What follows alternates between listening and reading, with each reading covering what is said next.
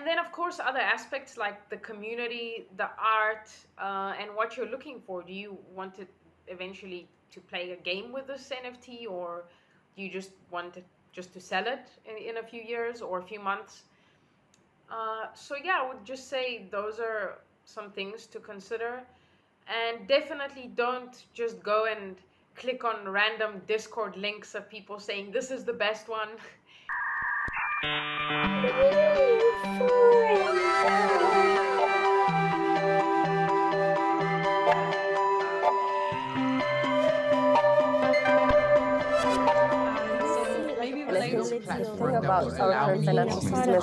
Hello, everyone, and welcome yet to another episode of NEWFORUM. NEWFORUM brings together leaders, creators, new starters, and new perspectives on crypto, the metaverse, NFTs, social 3, and DAOs.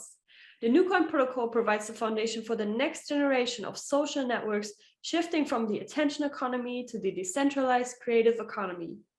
With the explosion of DeFi, NFTs, scalable and interoperable protocols, it is now time to take social networking into the Web 3.0 stack.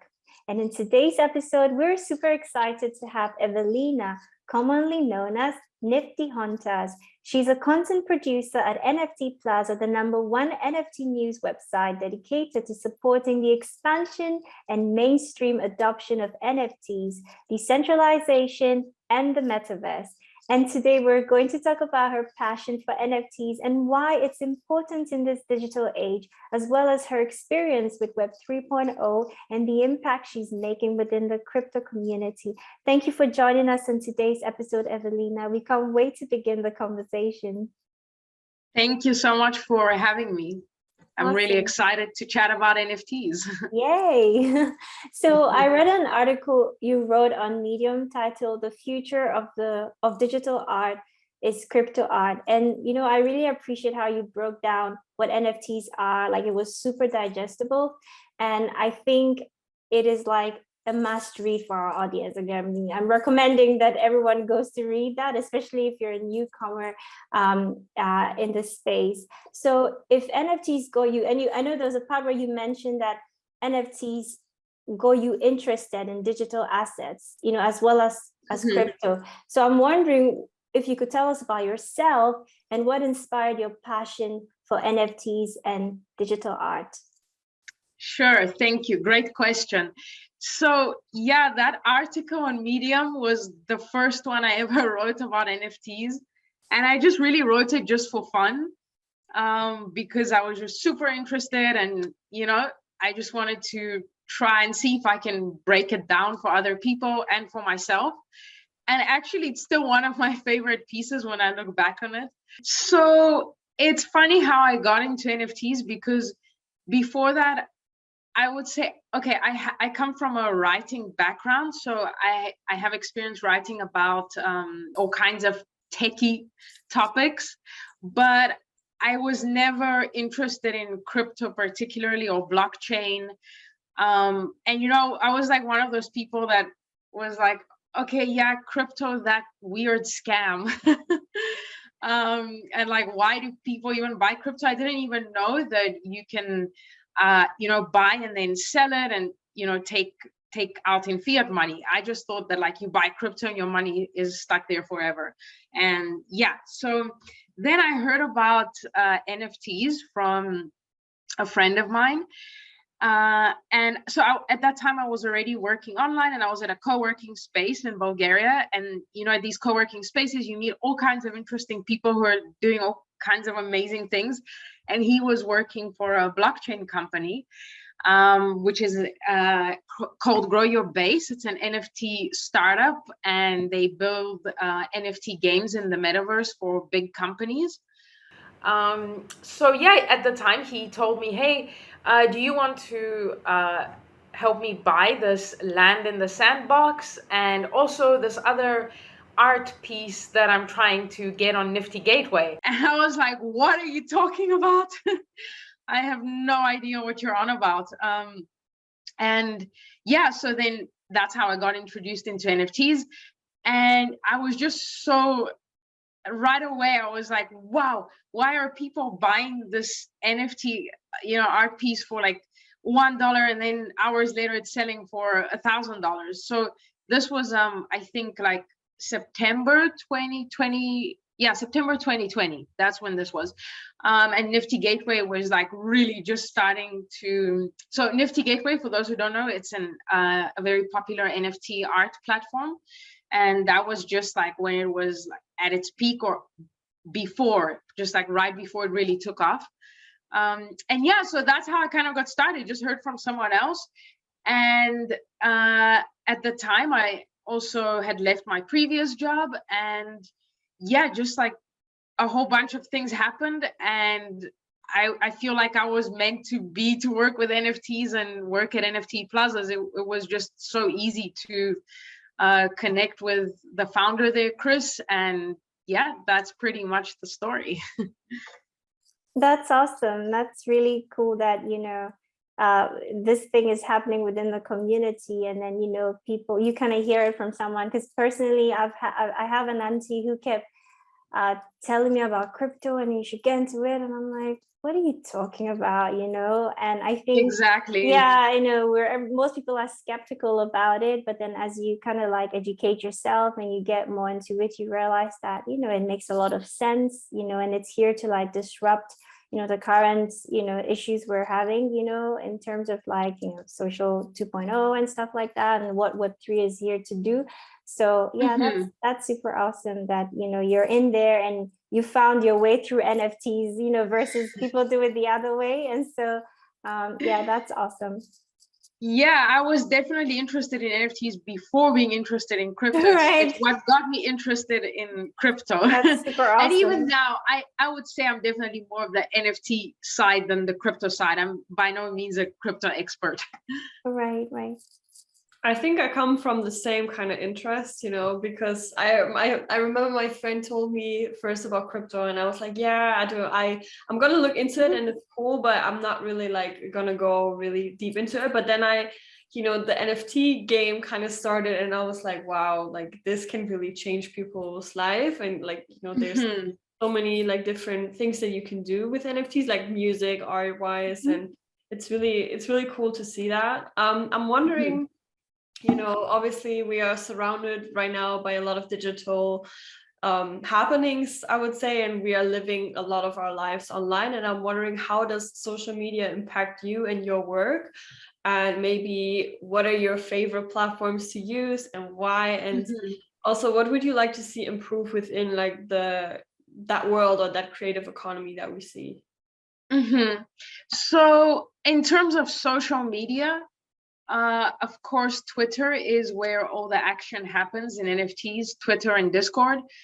But for me personally, I find everything on Twitter. I just follow a lot of different accounts. And if there's a project I really want to stay up to date with, then I will use their Discord group and, just keep in touch with the community and see what's happening on there.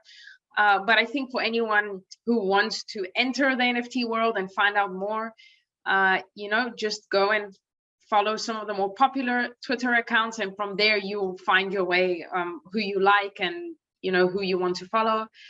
So, yeah, that's where all the action happens. And in terms of platforms, are you asking specifically about marketplaces or social media platforms? I mean more your overall experience maybe of social media and the creative economy, So right now you can see the shift happening from Web 2 to Web 3, where people are like, wait a minute, I want to own my data, I want to own my content, I don't want to work for free, or there's platforms like Patreon popping up, and NFTs are, for example, another representation of Web3.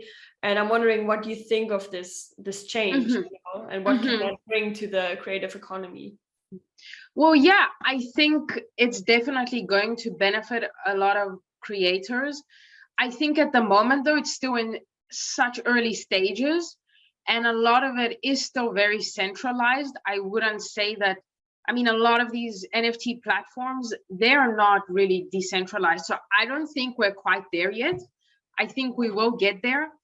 But of course, once the structures are more established, then we'll see creators, earning royalties and having more control over their content and actually making a living of that much easier than it is now. I mean, I think Web 2 is already so saturated, right, with so much content. But I would say that it's still really early stages to say that creators really have control over their content. And I think this is a major point of discussion right now. And for example, I know with one of the most popular crypto collectible projects, CryptoPunks, this year they're planning to give the owners full rights over their NFTs, which they don't actually have at the moment. And many people, this has been a big point of discussion in the community. Like, aren't we supposed to be decentralized and all about Web3, but actually we don't even own the right to most of these really expensive NFTs that we own. So I think this year is probably going to see a huge shift in that direction. And yeah, it will be really interesting to see how this is going to benefit creators. Yeah, you're making a very good point, because what I also realized, some of the issues are still translating. You know, the things that we want to change are not, like you said, not there yet. For example, some platforms still have this high barrier to entry, or, you know, certain DAOs you have to have a certain amount to invest first before you can join. And it's like we don't want to put out this message of decentralization, but then they're not actually doing it or living it, you know. And I think we still have to figure it out, or we still have to also set these rules. And like, I think there have been projects where people have been called out for actually not being decentralized and not really living this ethos, I guess. Yeah, it's interesting. Yeah, I think the technology is also still in its early stages. And I mean, you know, it was only until last year that nobody knew about this. Nobody knew about NFTs. Blockchain was like this far out world. And yeah, maybe like a lot of people had heard about crypto, but you know, no one knew about NFTs. So I think it's going to take some time to really get there. I feel like also overall the market is still very immature. You know, we're still just seeing you know, these big sales of silly pictures and memes, and you know, I think it's just all over the place right now.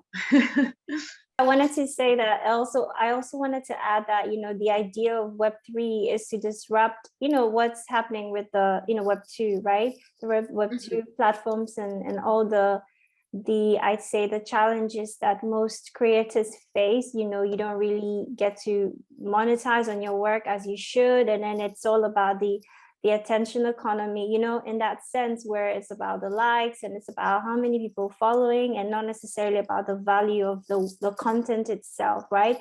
And so I think, like you said, you know, currently what's happening, even with the you know, the potential of Web3, we're seeing a bit of it, but what's happening is that artists, or I say creators, are able to monetize and gain some value through NFTs, which is obviously better than how it was before, right? However, you know, there's still a bit of a hype going on, and I think we need to be careful, you know, to make sure we're saying it as it is, you know, and encouraging, I guess, artists and creators to get the education they need as they're entering into that. Because if not, then what's the point? You know, the idea was to move away from that whole hype and bring more value, right, into the work that we're creating. So yeah, that was just a thought that I had. And also, I wanted to ask you this question. So you're a content producer, right? And you mostly write about, I would say topics within the crypto space, or mostly focusing on NFTs. What would you say?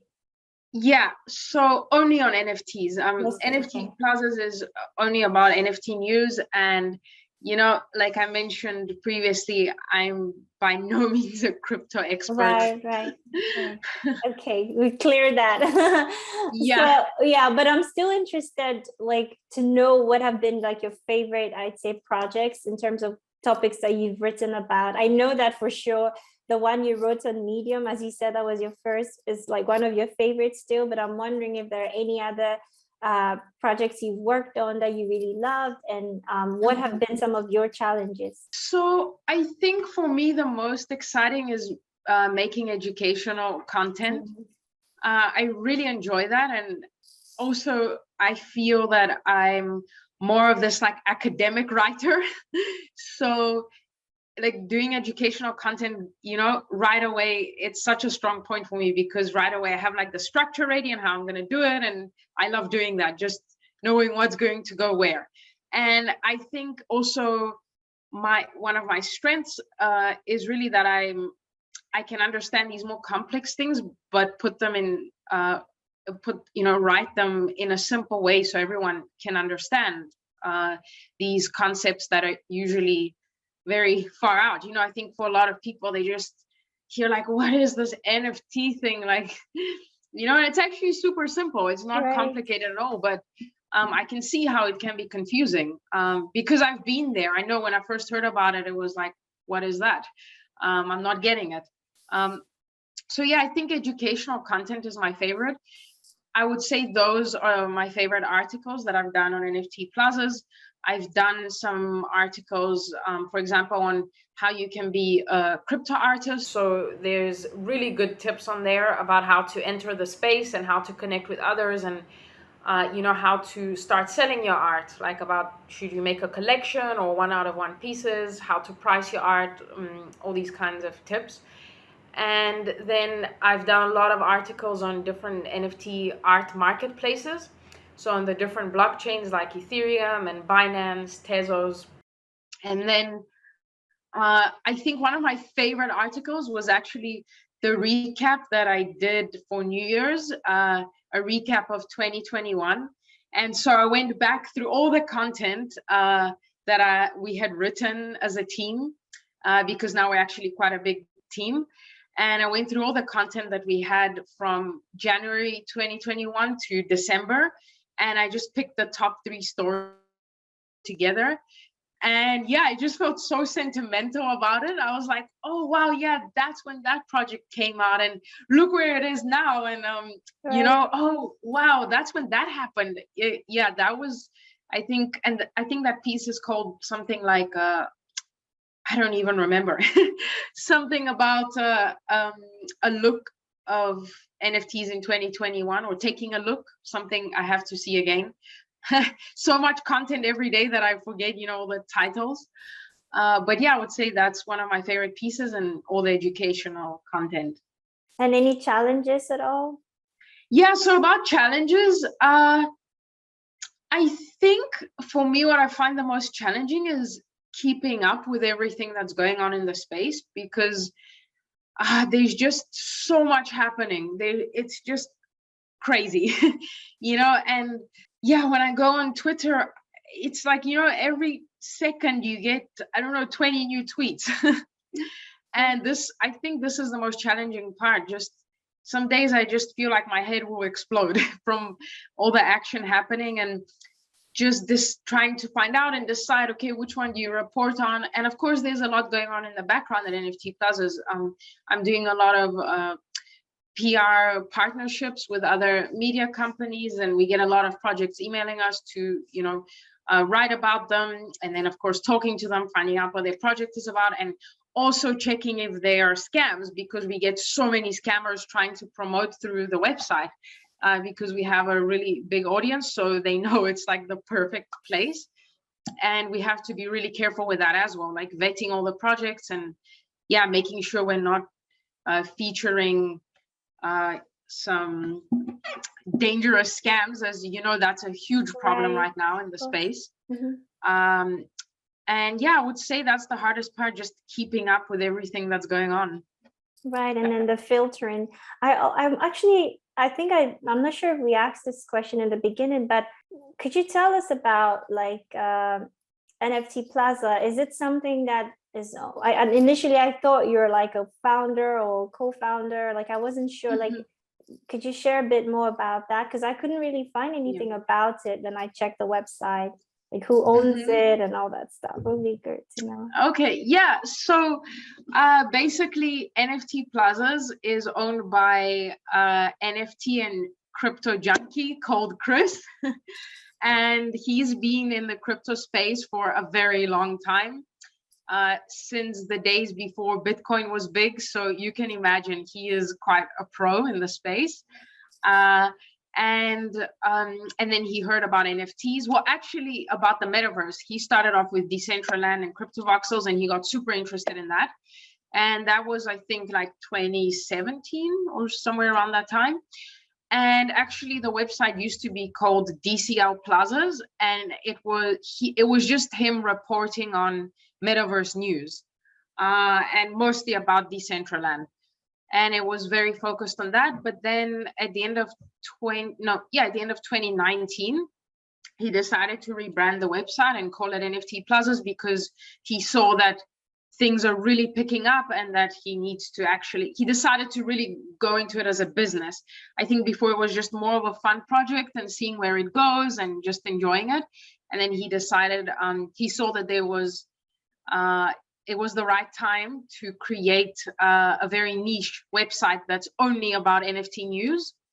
And yeah, he saw like a huge potential for the market to really go big, and he was very spot on. So yeah, in January 2020, that's when he kind of launched it. He did launch it as a business and renamed it to NFT Plazas, and had the whole design and everything ready. And then we started working together, pretty much at the end of January of 2020. And so it was just me and him for quite a long time, just figuring out how we're gonna go about this, and what are we gonna do next. So I would say like we're the two main people. Like I'm running all the content and he does a million things behind the scenes. And now of course I'm as we've grown the website together and become much closer, and there's now a trust between us, I've become much more involved in other aspects of the business as well. So it's been really exciting to just see the growth of the website and to be there right from the start. And with startups, you never have a boring day. It's always something different. So I'm wondering, do you only like write and promote other NFT projects, or do you also make some yourself? Do you also are like a private collector, or how's that going? Yeah, so in terms of making NFTs, no, I'm definitely not an artist or creative in that way. Maybe one day I'll make NFTs of myself. Now that's trending. I don't know if you recently saw all these kind of really good-looking girls making DAOs and selling NFTs of themselves. So we can always explore that option. But in terms of art or anything else, no. But I do collect NFTs. So, I agree with you, just knowing what is valuable. Honestly, I think at the end of the day, it's just, we can give tips and our expert advice, but I think at the end of the day, it's your luck and right timing. I don't think anybody really knows how a project is going to take off. So of course, there are a few things you can take into account to prevent getting scammed, and that you will have a bigger chance of making a profit if that is your goal. And I guess with collectibles, unless you're really looking for a community and you want to be part of that, I think at this stage, most people would like to make a profit and own something valuable. So I think for me, one of the most important things is seeing who the team is behind the project. And the NFTs that I've bought, like for example, one of my favorite projects, I have many, but this one that I really like and I believe in, and it's actually very masculine and not female at all, is called Rumble Kongs. And I really like it because one of the guys is a founder of the Sandbox, which is one of the biggest metaverses. So not one of the founders, but he is involved, like heavily involved. He's one of the co-founders. And so for me, someone like that is definitely going to deliver because he's so well known in the space and there's so much expectation, and already we know he's delivered before a big project. So I feel like if you have a good feeling about the founders and you feel like you can trust them, I think that's really important. And then, of course, other aspects like the community, the art, and what you're looking for. Do you want it eventually to play a game with this NFT, or do you just want it just to sell it in a few years or a few months? So yeah, I would just say those are some things to consider. And definitely don't just go and click on random Discord links of people saying this is the best one, and do your research really heavily. I think if you're totally new to the space, spend a few months really getting involved on Twitter and talking to other people, because I have a lot of friends who are new to it and they just come and, I don't know, send me some random link to some project and they're like, look, I found this one, I think it's really great. And I'll look at it and I'm like, I don't know, why? And I can see when you're new to the space, I don't know, everything looks promising and it looks amazing, you know? But I would say to just really get a feel for the space. And I think once you've been there for a while, you also notice when the market is a little bit down and you can get things for cheaper. And then when it's going up, so, you know, you are careful not to buy at the wrong time. Also, yeah, so I think you just need to get a feel for the market too. I think that's a really good advice to, you know, really browse around and like understand things, but also something that I saw and I quickly wanted to add is be careful with saving your NFTs, because the other day I saw a guy posting, I lost all of my NFTs, or somebody stole my laptop or something like that. And I was like, and he said, I had them since 2000, I don't know. And I was like, oh no, like, please don't, like, make sure when you, like, obviously none of this is any kind of advice, but, you know, make sure to save them on a heart wallet, or, you know, like back it up. I think that's really such a important point to make here, because lately this has been really every day on Twitter. You see people losing their NFTs because, you know, I think just the platforms, the security is really not that advanced yet, and so hackers are quite advanced. So you see people losing really like ridiculous amounts of money because they're, you know, hackers are getting into their, like, especially the people from the Bored Ape community, which is right now like the top NFT. And every day you see people getting hacked. So I think, yeah, it's really important, if you are going to have more expensive NFTs and you know that it's going to make a hole in your pocket, definitely research the safety options. And like you mentioned, the cold hardware wallet. There are a few options on that where you can move them up to another wallet where you have, like, I think you have other different private keys. I personally don't have one, but I know I should get one. You should. Maybe this is a sign for you, because we're talking about it now. Really, every day I'm like, I really should do this now. Actually, speaking of that, I did write an article, quite a long article, about the different scams and different ways you can protect yourself.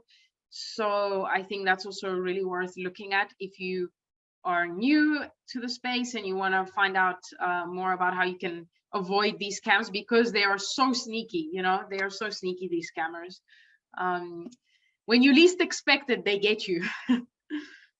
Yeah, that is something, you know, I think a lot of people are so confused with like transaction fees with different wallets. And I know we definitely want to do a more in-depth episode about that, but we are going to link obviously your site and everything down below. So if people want to check it out, you know, you can read about that. And yeah, I think it's really like, it's important to educate people around it, and, you know, to make sure that people in this space are more secure, because right now it's really like volatile, I guess. Totally. Right. Yeah. So speaking on research and, you know, educating ourselves more, I was wondering if you could, we've been talking about NFTs a lot, but if there's sort of like a newcomer, you know, watching this, they're probably wondering, what is an NFT? What is the abbreviation NFT, you know. And also in your article, you mentioned a couple of NFTs, like, you know, I mean, a couple of, how do you say, types of NFTs out there. And I think this is something that people should know, because most of the time, as soon as we hear NFT, we're thinking about crypto art, right? Yeah, there's more exactly. than that. So this is something that I think it would be really good for the audience to hear. If you can like expand it a little bit, that would be awesome. Sure. Yeah, it's true that when we hear NFT, yeah, you just think of a picture, you know, and that's all. So yeah, basically NFT stands for non-fungible token, and it's just a token used to represent ownership of a certain item. And the item can be anything from art to a collectible to a ticket, a song, a gaming item. And I think, of course, in the future, we'll probably see it being used for documents. So it's just a token on the blockchain. And basically, what makes it different to crypto, which also many people wonder if it's the same thing, but it's not, because crypto, like Bitcoin, for example, is a fungible token, and NFTs are non-fungible tokens. And this just means that each NFT has its own unique metadata, like a certain code, and it's completely authentic to another one. And they're not, each NFT has a different value, unlike, for example, Bitcoin. You know, one Bitcoin is equal to another Bitcoin. They have the same value. So yeah, basically NFTs are just tokens that represent ownership and proof of authenticity, that it's the real deal. Thanks for educating us and sharing this to us. And again, you do very well, you know, by sort of like breaking things down, making it more digestible, and, you know, you use easy language. And so I think our audience will appreciate that, especially those who are newer in this space, you know, will appreciate that. So yeah, thank you. Yeah, thank you. Yesterday, I heard somebody saying that there will be NFTs for real estate, and I was like, how is that even, like, how does that, or boats or something like that? And I was like, how does this even, you know, make sense? But it's really nice to hear that you can expand that concept, you know. It's not just digital art. It's like you can do videos, music, like you said, certain documents, tickets, and you don't really think about that when you first hear the word, because you see all of these avatars on Twitter, or you see like art, but you don't really think about, oh wait, it's actually like there's some more in-depth concepts that you can follow with it. It's really interesting. Yeah, that's why I was saying I feel like the market is just very immature and in the early stages, because right now we're just kind of seeing it being used for fun and making a quick flip, and you know, everyone's just kind of having fun in the space. It's not really, I think its full potential is only going to come about in a few years, and it will be interesting to see how it's being used. I think it can be positive and negative. You know, I think one thing with blockchain and data and all of that is, of course, privacy. I think it's not always ideal to know, you know, for everyone to know everything. But of course, in many situations, it is good. But I'm really interested to see how that's going to play out in terms of privacy, you know. Let's see. You mentioned the term blockchain, and that really fits with my next question, actually, because, you know, blockchain technology is here and it's so innovative, and, you know, obviously these NFTs are stored on the blockchain, and it kind of created this principle of scarcity in digital art. And I'm curious, what is your criteria for choosing blockchain? Like, what do you look at kind of when you think about blockchain? You mean like choosing a specific blockchain? Yeah, I mean, like, do you think about, for example, sustainability within NFTs or the blockchain space? Like, have you like digged into that a bit, or what do you think about that? So yeah, I mean, of course I know about the different blockchains, but personally I'm really an Ethereum fan. And also because it's my favorite crypto. So I have not bought any NFTs on any other blockchain. And I feel like the other blockchains are really clunky at the moment. And the user interface for most of those NFT marketplaces on those blockchains is so bad. You just go in there and you don't know what's going on. So yeah, in terms of blockchains, my philosophy is, if it's not on Ethereum, it doesn't exist. Oh, I think And I know we're gonna be changing your mind soon at New Coin Foundation, because once our protocol, our blockchain is out there, trust us, you'll be moving there. So yeah, I'll be looking out for that. Yeah. Let me know when that happens. Totally. I mean, I know very, like, that's my very close-minded view. It's like people who are Bitcoin maxis and are like, no, only Bitcoin. No, but I don't blame you. I mean, like you said, you've checked out the other blockchains, and so far that's what you find it for, like, in terms of usability, it makes more sense to you, and so, I mean, I don't think you're necessarily closed-minded. It's just that it kind of like covers all the, your needs pretty much, and so you gravitated towards that in that way. But yeah, like I said, we're going to change that very soon. Great. Yeah. Great. That's really great to see. Okay, so yeah, my next question is about the metaverse. Okay, and whenever I say the word metaverse, I feel like I need to drink water, because it's almost like a hype or something these days. It's all over. And so I checked your website, NFT Plazas website, and you actually have a tab called Metaverse. When you click on that, the drop menu has various metaverse spaces such as Decentralization and Somnium. I hope I said it right, Somnium Space and others. And so I'm just wondering if you've personally experienced these spaces. What was it like, if you want to share the experience? And also, we hear people say that the metaverse is not here yet. It's just a bunch of hype. And then others say it's here. So, and then when I go on your website, I see metaverse. And so where do you stand? Like, what would you say? Yeah, so the reason you see that tab is because, as I mentioned, NFT Plazas was DCL Plazas, and that was the main topic and theme of the website before. It was all about the metaverse. And so Chris, the founder, he's compiled this insanely in-depth educational section on the different metaverses. Wow. It is really great for anyone who is an enthusiast and wants to know. You really have to check it out. It's definitely the best one I've seen. There's just all kinds of different sections for each metaverse. So you've got any question you can think of is there. And I believe that took him a really, really long time to put together. So yeah, and you're right, like the metaverse, I don't know, we keep hearing it everywhere. It's all over the place. It's on the news, and people, even now on NFT Twitter, every second tweet is like something about the metaverse. Right. So that's, yeah, really interesting hype. And about exploring the metaverses, yeah, I've been inside the 4 main ones where the NFT community is. So that's the Sandbox, Cryptovoxels, Somnium Space, and Decentraland. It's nice to walk in there, but I don't spend my time there. For me, it doesn't really attract me at this stage. And it's interesting to see other people's opinions and experiences with it. I know some people love it, and of course there's a lot of events going on in all those metaverses.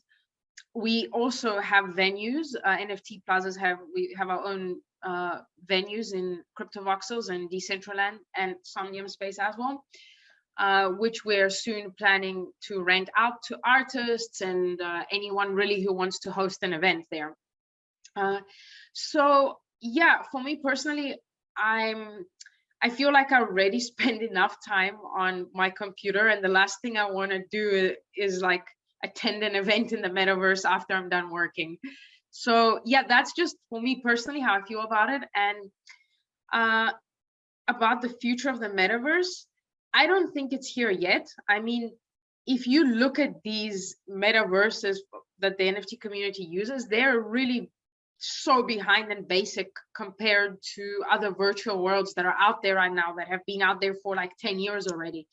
And so I guess I don't know. It will be interesting to see how quickly they develop and become more interesting, and I guess more lifelike. And I feel really like 50-50 about the whole metaverse thing. I think on the one hand, it can be really positive, and maybe it will be great for some, opening up more online work, because I think that's one of the best things. You have much more freedom if you're working online. So in terms of that, that will be interesting.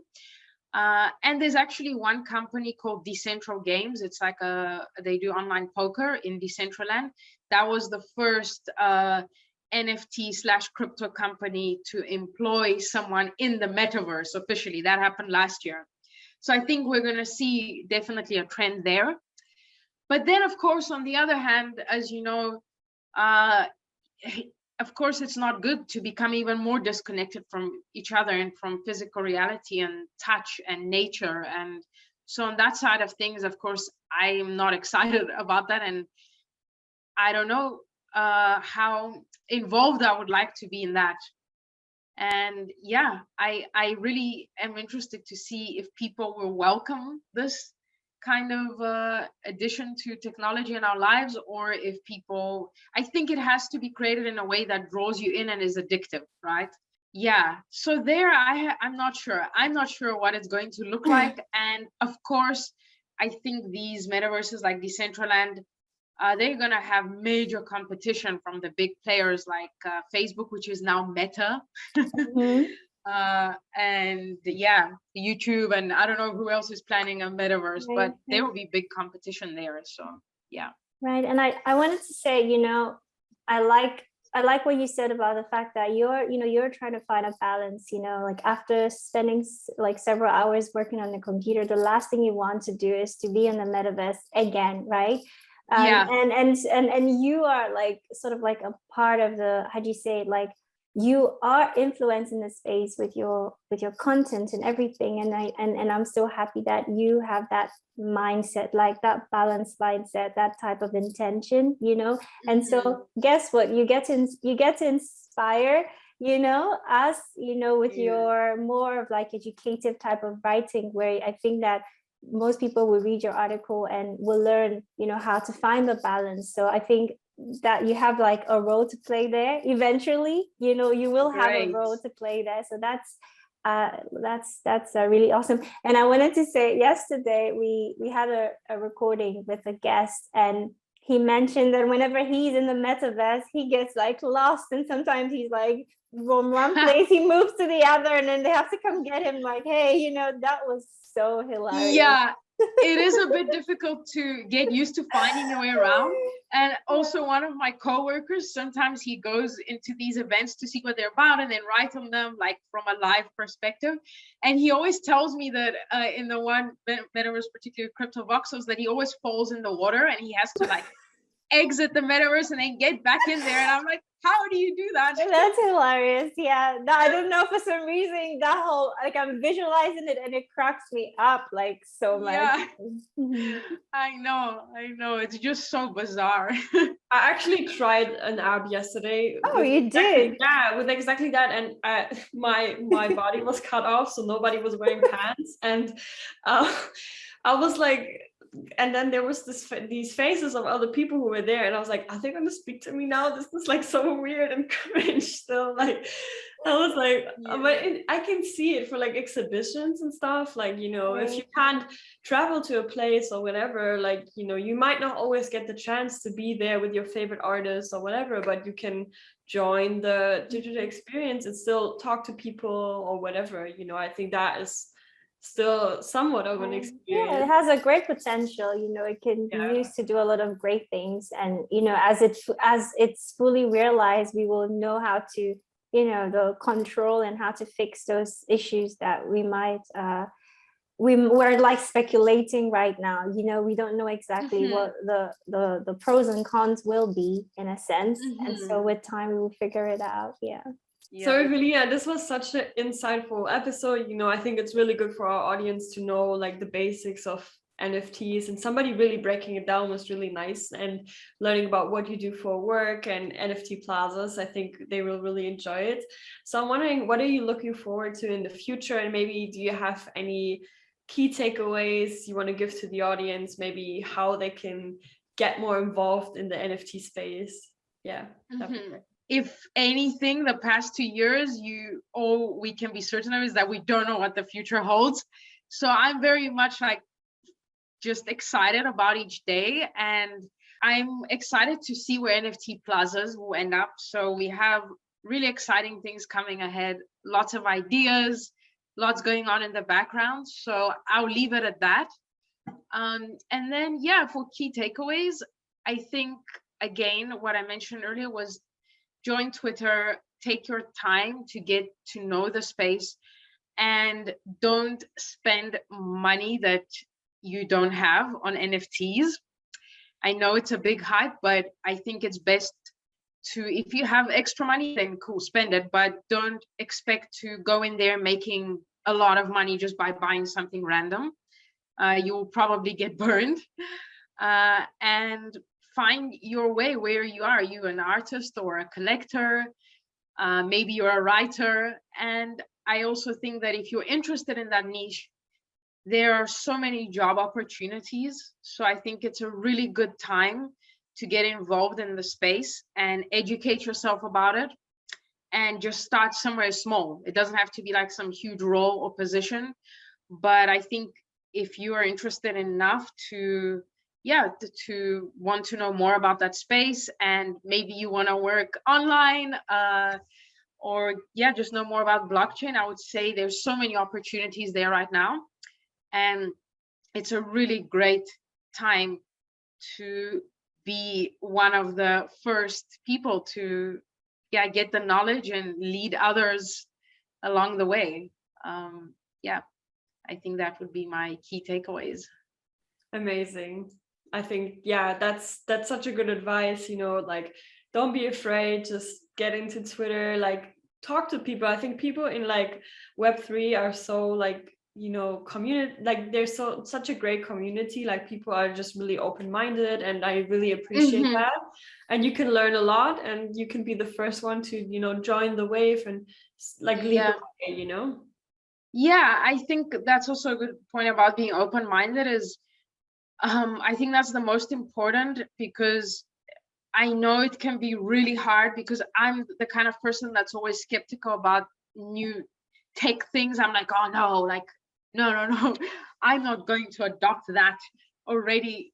It's so easy to, I just kind of I don't know if it's getting stuck, but to not want to learn new things. But I think it's important, if that is what calls to you. Of course, maybe you're not interested in that, which is totally fine. But I think if you want to be, especially working online and more involved in this side of things, it's really important to just be open-minded to learning these new technologies, and just new markets and new communities, and just being open-minded. Because I know for myself, for many years, I was like, oh, that crypto thing is such a scam. Right. And I wanted to say, I add to it that, when you mentioned that we at this time, it's hard to predict the future, so just like you wake up every day, you're excited for the day. And I think this is like, it sounds so simple, but I think it's so important. It's gratitude, being grateful for each day, and working towards things that you love, or whatever comes your way, just putting in the effort, and it will usually lead the path to your final destination, or however that looks like. But I think that's a really great idea, advice in general. And I wanted to add that to your thoughts. Thank you. Thank you so much, Evelina, for joining us today. Also, where can our listeners find you on social media? So one of my personal account is Nifty Hunters on Twitter. So instead of Pocahontas, it's like Nifty NIFTY, and then Hunters. And then, of course, NFT Plazas also has a Twitter account, just NFT Plazas. And we also have an Instagram account, And yeah, I really hope that you guys and the readers will find the content valuable. And yeah, please connect with us and let us know if anyone out there is listening to this and has a great idea about writing something about NFTs. You're welcome to send me a message. We're always open to new writers and getting more amazing content on there and people joining the team. That's amazing. awesome. Thank you so much, Evelina. I mean, really, we've had such a great chat conversation with you. And I feel like, you know, the audience will, especially like I said, the newcomers will pick a lot and learn a lot from this episode. And we, you know, we appreciate your time on the episode today. And thank you all for being a part of today's episode. If you want to get more involved in our community, make sure to follow us on our social platforms.